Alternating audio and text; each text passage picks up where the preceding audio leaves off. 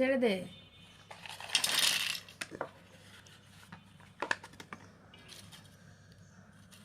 2 3 4 5 6 7 8 9 10 11 12 13 14 15 16 17 18 19 20 21 22 23 24 25 26 27 28 29 30।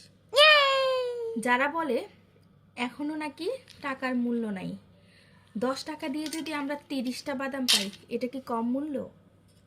10 টাকায় 30টা বাদাম, ভাবা যায়? এখানে 10 টাকার বাদাম ছিল, 10 টাকায় আমি 30টা বাদাম পেয়েছি, তাহলে টাকার মূল্য এখনো অনেক বেশি, বোঝাই যাচ্ছে।